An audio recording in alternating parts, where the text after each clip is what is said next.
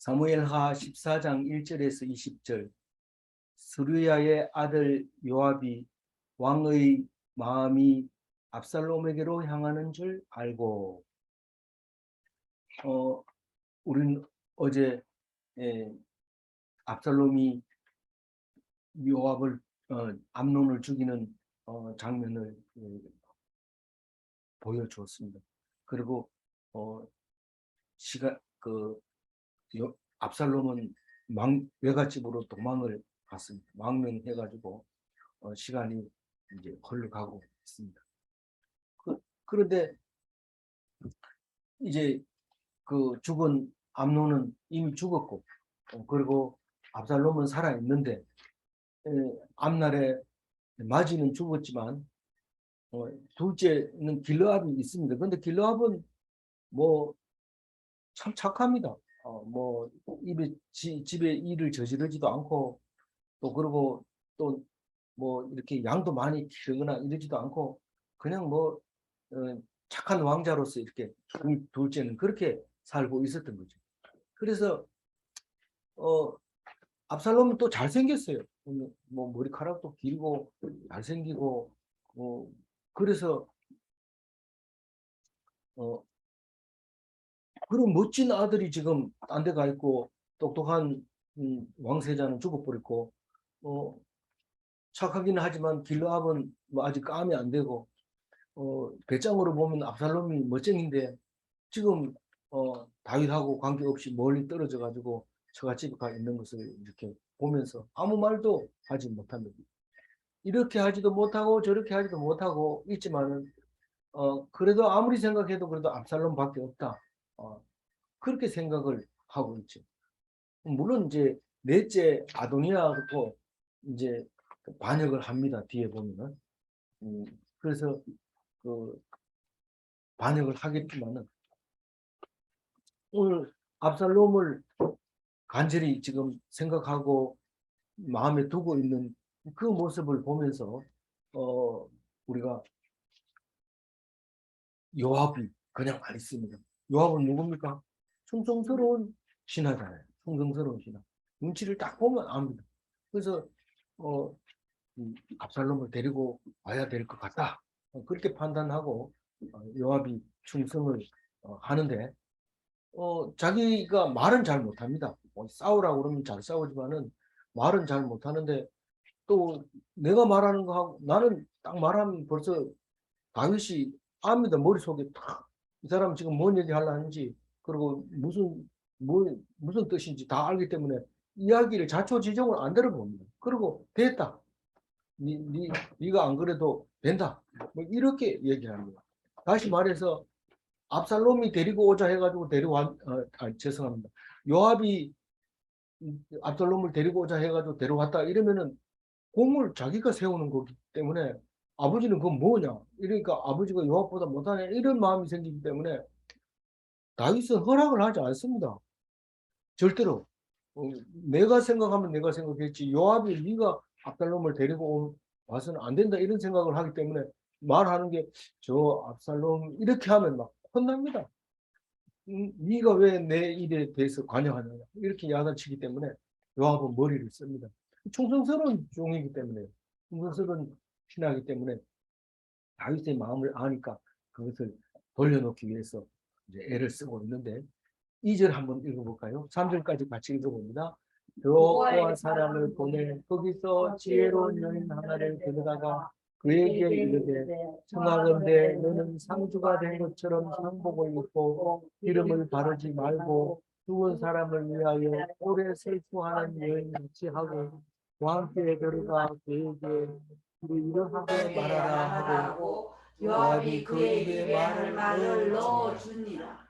요압은 오랫동안 생각했죠. 이건 내가 해봐야 말을 안 들을 거고, 뭐 슬픈 사람이 있다 그러면 다윗은 그것을 무시하지 않으니까 힘들고 어려운 사람 하나를 들여보내서 이 말을 해야 되는데, 이게 지혜로운 사람이라 해야 되지 아무나 되지 않습니다. 근데 오랫동안 다녀보니까 자기들이 다니는 동네 중에서 드고아라는 동네가 제일 그래도 지혜자가 많이 나오는데, 특히 불쌍한 여인은 남자보다는 여자가 있습니다. 남자가 오면 우선 그 위에 호위병들이 뒤에 딱 옆에 지키고 서 있습니다. 혹시라도 그 갑자기 달려들어서 다윗을 해칠까 봐 남자들이 오면은 신체 검사 이렇게 만져보고 이렇게 하고 그러지만 여자는 믿습니다. 그러니까 여자를 들어보내서 슬픈 사연을 이야기하고 그 지혜로운 여인이 이런 말을 할 수 있도록 했으면 좋겠다. 그런데 이러이러하게 말하라. 다른 성경은 자세하게 얘기하고 자세하게 에, 그 말하는 사람이 알아듣고 가서 자세하게 말하고 그 얘기를 자세하게 또 제 이야기하고 이렇게 할 때 한 4번 정도 해야 됩니다. 그런데 오늘 말씀은 그게 중요한 게 아니기 때문에 다윗이 요압이 그 지혜 있는 사람에게 이러이러하게 얘기해라. 그대로 했다는 그대로보다 훨씬 더 잘했다는 뜻입니다. 이 요압이 말하라고 한 것보다 훨씬 더 연기를 잘했다.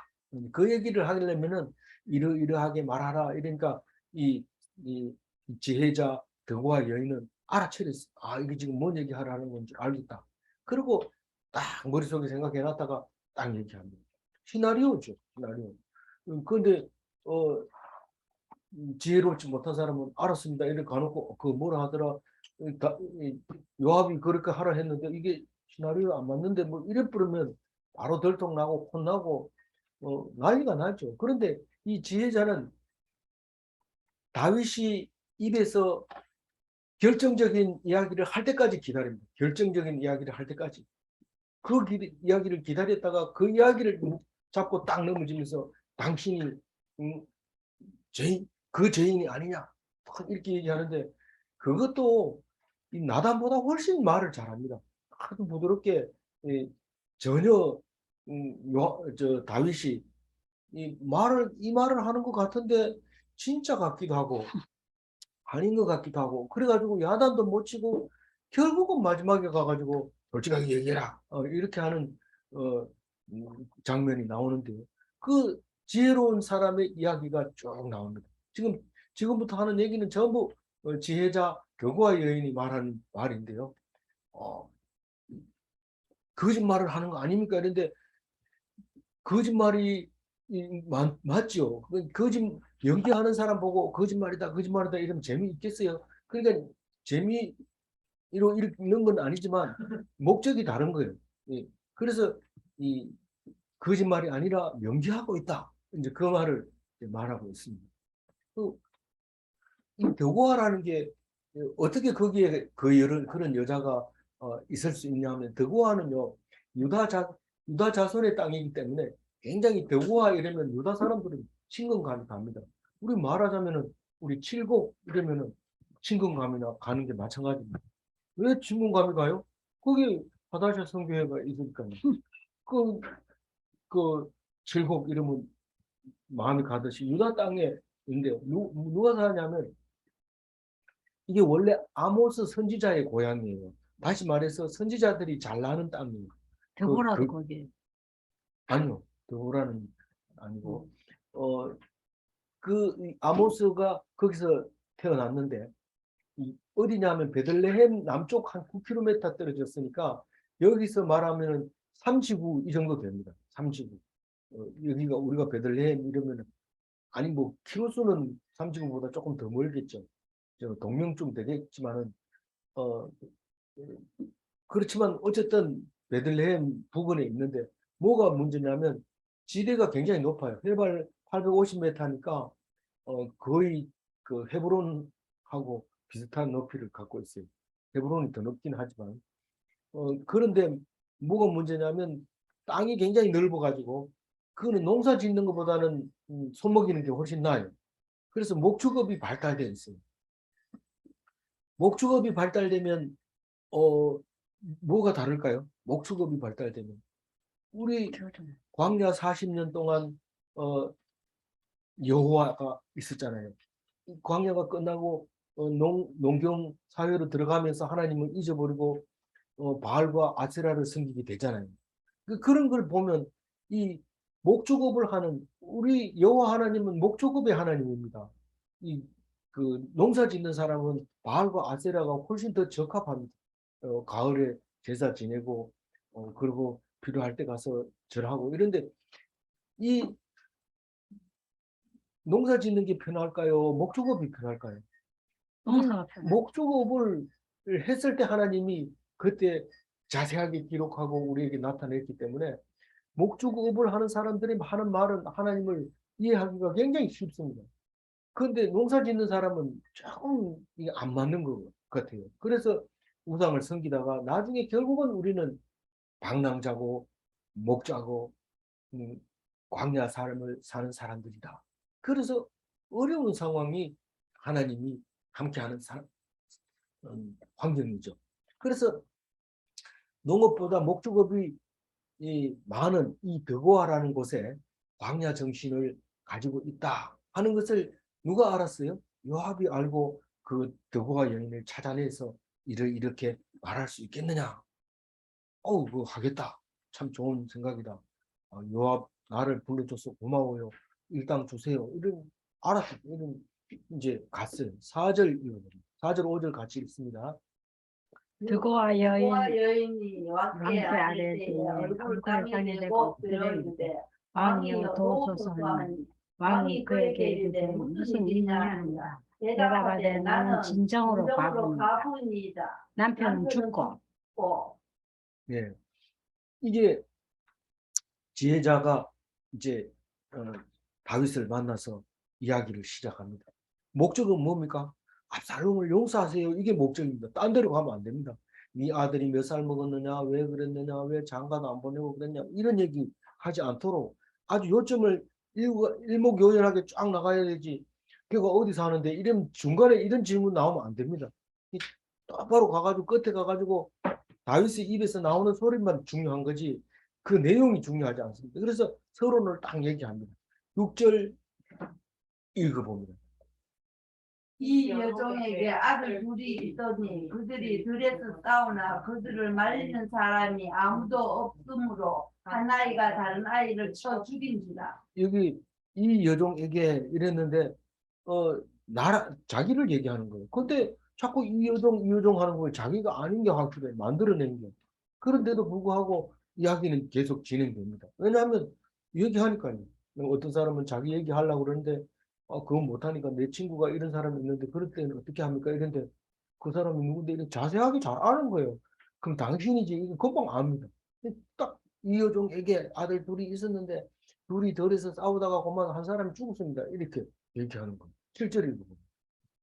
온 족속이 일어나서 당신의 여종 나를 핍박하여 말라기를 그의 동생을 쳐 죽인 자를 내놓으라. 우리가 그의 동생 죽인 죄를 갚아 그를 죽여 상속자가 될 것까지 끊겠노라 하오니 그러한즉 그들이 내게 남아있는 숯불을 꺼서 내 남편의 이름과 씨를 세상에 남겨두지 아니하겠나이다 하니. 이런 일이 비일비재합니다. 예를 들어서 아버지를 죽인 나쁜 사람이 이 동네에 살고 있다. 그 동네 사람들이 문화두고 안녕하세요, 안녕하세요, 오늘 좋은 날씨입니다. 이렇게 하겠어요. 사람들이 입 다물고 돌아서가지고 이런 사람을 동네에 놔두면 우리는 안 된다. 절대로 안 된다. 그러니까 어떻게 해야 돼? 죽여야 된다. 끌어내라. 어머니한테 가서 당신 아들 끌어내라. 내 죽이겠다. 엄마는 그게 틀린 말은 아니지만은 남편도 있고 아들 죽고 이거 뭡니까? 자기는 뭡니까? 그런데 동네 사람 입장으로 봐가지고 맞는 거예요. 그러니까 이게 곤란하게 됐다. 그러니까 다윗이 귀를 쫑긋하게 듣는 거죠. 이거 어떻게 되나? 이건 큰일 났구나. 이렇게 됩니다. 그 7절 읽었잖아요. 8절 읽어요. 왕이 여인에게 이르되 내 집으로 가라. 내가 너를 위하여 명령을 내리리라 하는지라. 무슨 명령을 내리겠어요? 야, 그 과부 생각해가지고 좀 좀 과부를 그렇게 겁먹게 하지 마라.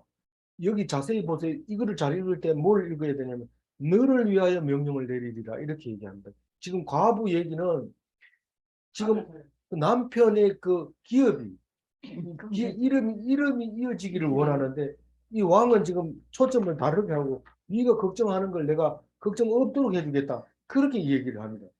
9절 읽어보세요. 그와 여인이 함께하리. 왕이여 그 죄는 내가 내 아버지의 집으로 돌릴 것이나 왕과 왕위를 허물이 없습니다. 그러니까 왕이 동네 사람한테 얘기해가지고 나를 뭐 편안하게 해주라고 명령을 내리는 그거는 맞지 않는다. 이건 우리 집안 일이기 때문에 왕은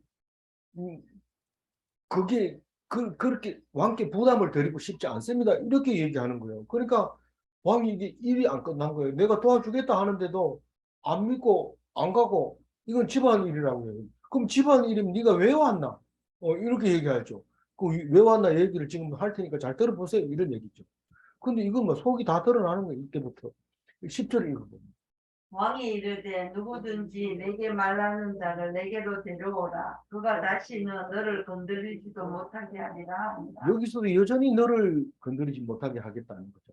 그러니까 누구든지 네가 불안하게 하고 너가 걱정스럽게 하고 너를 겁먹게 하면 그 사람을 나를 데리고 오면 내가 그 사람을 보내주겠다. 내가 명령을 못 내리게 한다면 네가 데리고 온 사람은 내가 보내줄게. 됐나? 이렇게 물어보는 거예요. 그러니까 11절 여인이 이르되 청하건대 왕의 하나님 여호와를 기억하사 원수 갚는 자가 더 죽이지 못하게 하옵소서. 내 아들을 죽일까 두렵나이다 하니 왕이 이르되 여호와께서 살아계심을 들고 맹세하는 내 아들의 머리카락 하나라도 땅에 떨어지지 아니하리라 한다. 그게 이제 키포인트가 딱 잡히는 거예요. 아들을 살려달라니까 아들을 죽일까 봐 겁나니까 아들을 안 죽이도록 법을 바꿔주고 상황을 바꿔주고 환경을 바꿔달라는 거죠. 그러니까 그건 뭡니까? 결국은 이 고일로 사람을 죽이지 않게 하옵소서 이 말이잖아요. 그러니까 그 얘기를 할 때 어떻게 얘기합니까? 고일 제도로 보면은 당연히 사람을 죽인 사람이 죽여야 돼요. 그래서 죽은 사람이 억울하지 않게 원수 갚게 해줘야 돼요. 만약에 그 고일 제도를 인정하고 그걸 실행한다면 우리는 집안이 쫄딱 망합니다. 원래 기업을 살리는 법 고일은 기업을 이어가게 하려고 고일 제도를 줬어요. 그러니까 죽이면 절대로 안 된다. 그래서 이 사촌이라도 그 원수를 갚아야 된다. 이게 고일 제도인데 그 고일 제도로 인해서 기업이 멸하게 됐어요. 우리가 이런 법이 많잖아요. 우리가 안식일을 우리를 위해서 줬는데 그 안식일을 지키지 않는다고 안 지킨 사람 죽여 부르고 이러면은 죽이려고 안식일을 준 거나 마찬가지 돼버린 거예요. 그게 이게 법이 안 맞는 거예요. 그러면서 뭐라고 얘기를 합니까? 이 지혜로운 여인은 이 11절에서 나타나기 시작하고 11절을 놓쳐버리면 뒤에 이야기를 할 수가 없어요. 원수가 갚는 것은 누구에게 있다? 하나님에게 있기 때문에 이 원수를 사람이 갚지 않도록 하나님 갚게 해달라는 겁니다. 왕은 그 하나님 말씀을 기억하시고 내 죽일까 봐 겁내하는 이 고엘 제도에서 벗어나게 해달라고 얘기를 합니다.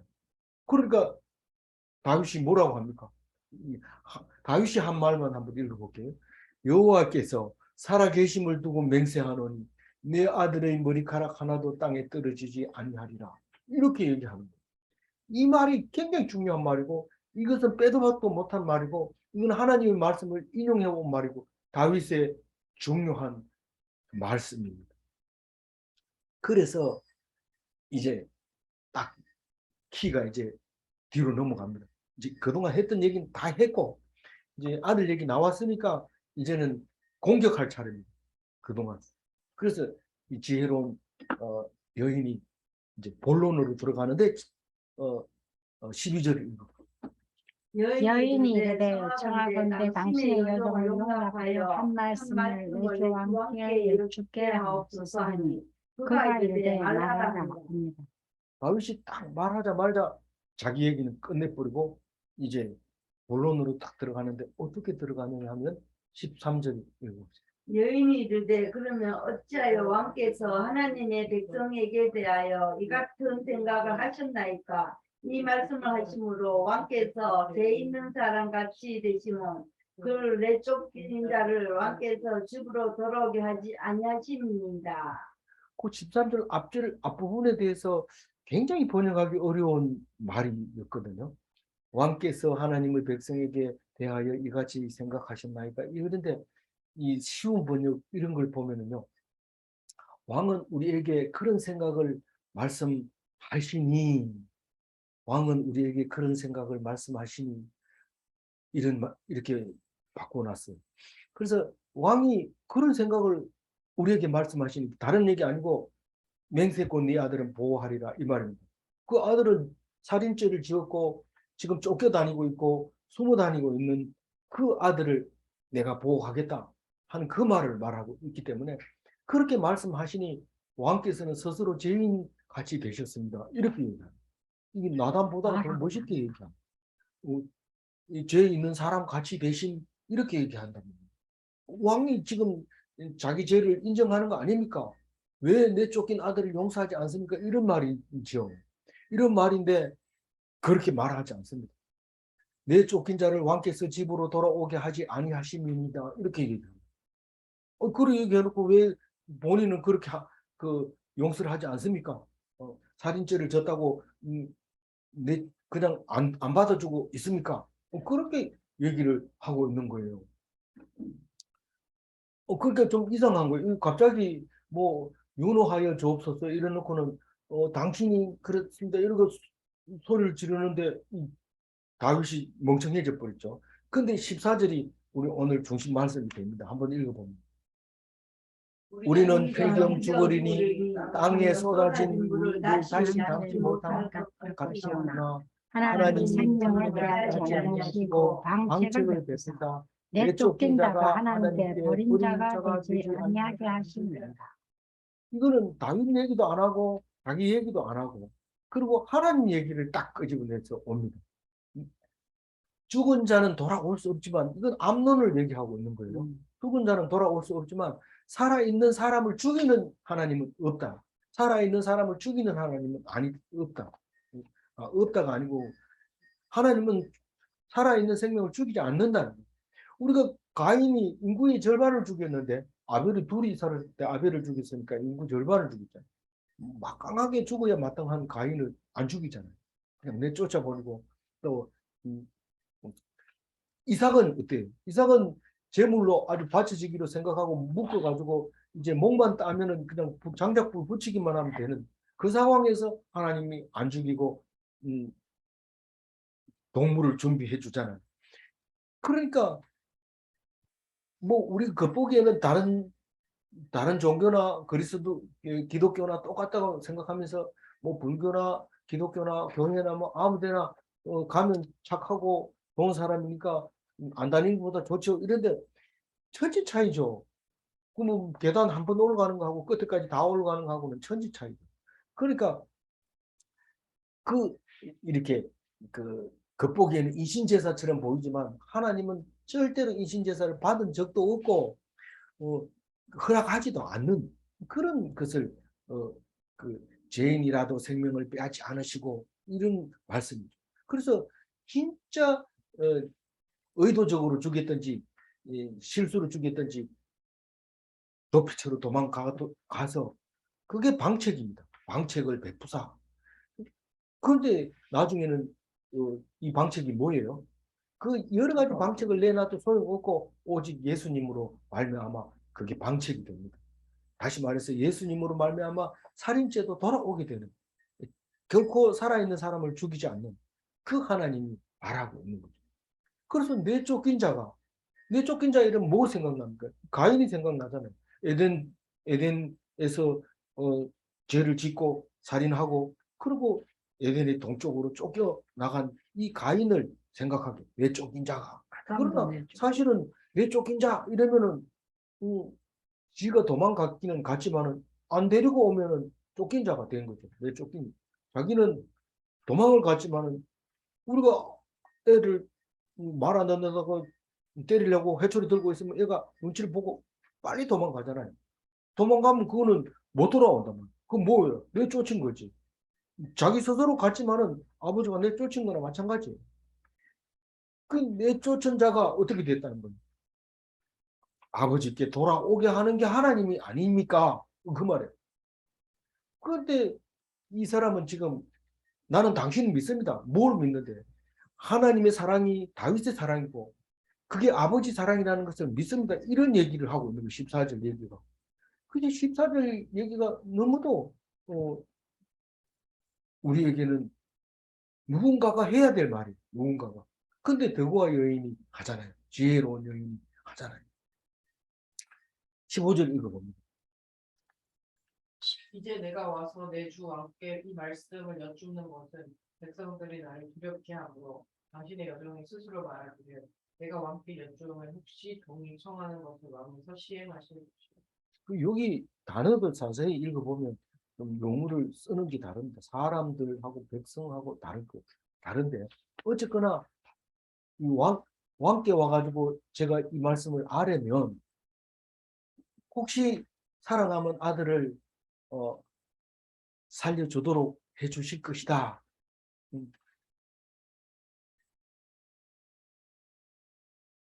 그런 말이에요. 내가 와가지고 왕께 아뢰면은 혹시 하는 왕께서 살아남은 아들을 살려주실 것이다. 이거 혹시가 중요합니다. 이거 혹시가 굉장히 중요한 거예요. 꼭 살려줄 것을 믿습니다. 이러면 네가 내가 누군 줄 아는 거 믿어 이러면 안 되니까 혹시 이러면은 혹시가 역시로 바뀌거든요. 항상 그래요. 혹시가 역시로 바뀝니다. 설마가 역시로 바뀌고 그래서 역시 왕께서는 그렇게 해주실 줄 믿습니다. 이런 말이 포함됩니다. 16절입니다. 왕께서 들으시고 나와 내 아들을 함께 하나님의 기업에서 끊을 자의 손으로부터 주의 종을 구원하리이다. 아멘. 남편의 기업에서 끊어지지 않게 하실 것을 하실 것이다 하고 그렇게 생각을 하고 찾아왔습니다. 이 말입니다. 찾아왔습니다. 17절. 당신의 여종이 또 스스로 말하기를 내 주 왕의 말씀이 나를 위로가 되기를 원하나이다 하였다. 이는 내 주 왕께서 하나님의 사자같이 선과 악을 분리하시니이다. 원하건대 왕의 하나님 여호와께서 왕과 같이 계시옵소서. 여기 그 단어가 수식어가 많이 붙으면 이게 이걸 수식하는지 이게 이걸 수식하는 건지 앞에 걸 수식하는 건지 뒤에 수식하는 건지 연구를 해야 되는 그 말들이 있습니다. 오늘 17절 말씀 속에는 내 주 왕의 말씀이 나의 위로가 되기를 원한다. 그 말은 왕이 말씀하시면은 내가 위로를 받을 수 있을 거라고 생각하고 왔습니다. 이 말입니다. 내용 전체로 보면 알지만은 자세히 읽어보면 뭔 말인지 모르겠어요. 이렇게 되는 이 성경인데 그 말씀을 하고 있어요. 그래서 그 얘기는 왜 해요? 지금 내가 다윗을 믿고 있습니다. 이 말을 하고 있는 거예요. 하나님의 사자같이 하나님의 대리 통치자라는 것을 알고 그 왕과 왕이 하나님의 사자같이 다윗은 하나님의 천사같이 하나님의 사자같이 선과 악을 분간한단 말이에요. 다른 사람은 그걸 못해요. 왜요? 다윗은 하나님의 대리 통치자라고 믿고 있기 때문에 하나님의 말씀이 다윗의 말씀이라고 생각하고 있기 때문에 그래서 여기서 지금 번역을 이렇게 했지만 왕의 하나님 여호와께서 왕과 같이 계시옵소서 이렇게 말했지만 하나님은 당신과 같이 함께 계시고 함께 하고 있습니다. 이 말입니다. 그걸 믿는다는 뜻이에요. 그러니까 다윗은 기분 나쁘지 않죠. 그리고 무기가 점점 무거워지죠. 앞에 것보다 더 가봐라. 내가 명령 내릴 테니까 그래 알아라. 이러고 보낼 때 하고 지금하고 다윗의 무게가 지금 점점 무거워지고 있어요. 18절입니다. 왕이 그 여인에게 대답하여 이르되 가라노니 내가 내게 묻는 것을 내게 내가 숨기지 말라. 여인이 내 주 왕은 말씀하옵소서. 이 18절에는 다윗의 회심이라는 단어가 없지만 다윗은 지금 회심했다고 말하고 있습니다. 왜냐하면 그 다음 20절 다음 이야기로 보면 회심의 게 확실하기 때문에 거기에 대해서 다른 얘기를 하지 않기 때문에 이것은 다윗의 회심이라고 제목을 붙여도 됩니다. 그럼 뭐라고 얘기합니까? 네 사실대로 얘기해. 이렇게 딱 얘기하죠. 그러니까 여인이 지혜롭잖아요.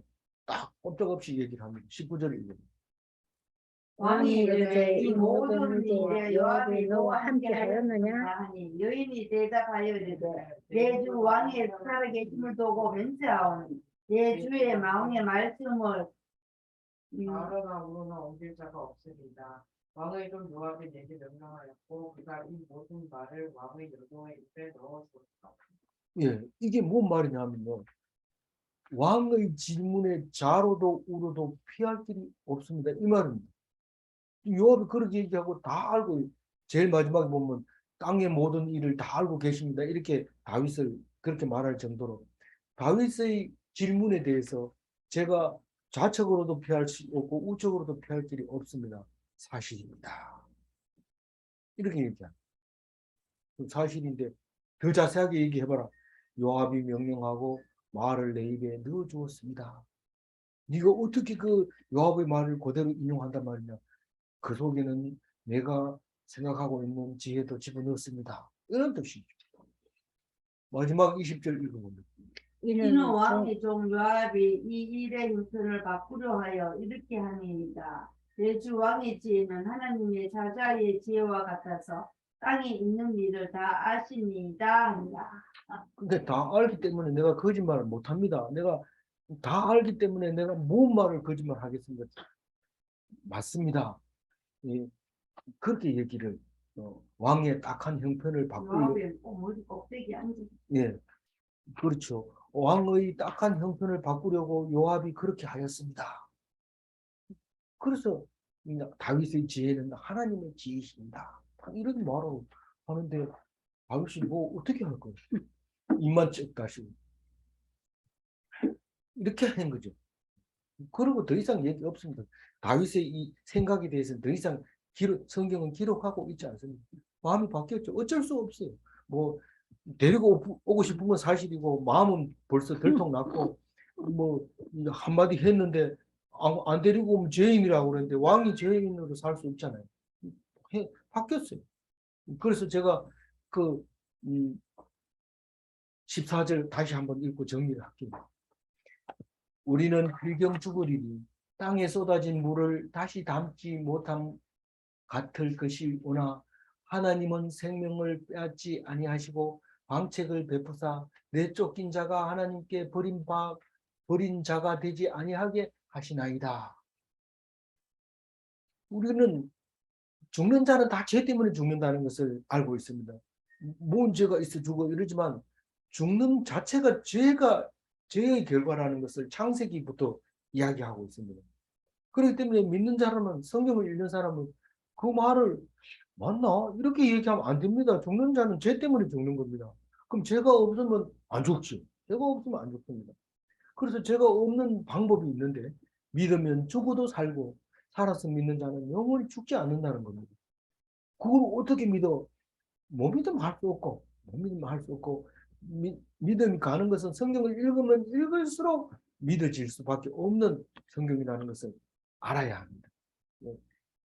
쓸데없이 자꾸 나는 죽는 자 가운데서 다시 사는 것을 믿습니다. 이런 신앙 고백할 때만 하고 그거는 말할 필요 없어요. 그냥 성경 읽으면 믿어지는 겁니다. 그건 안 믿어지니까 자꾸 믿어진다 이런 얘기하는 거지. 그런 얘기는 할 필요 없어요. 그래서 죄 때문에 죽는다는 것을 모르면 죽는가? 말이 어렵죠. 말이 어렵지만 이게 아주 진리입니다. 죄 때문에 죽는다는 것을 모르면 죽는 겁니다. 그거는. 죄를 알고 예수를 믿으면 죄사함을 받는가? 이 질문을 하면서 한 차원 높은 기독인이 다 되시기 바랍니다. 기도하겠습니다.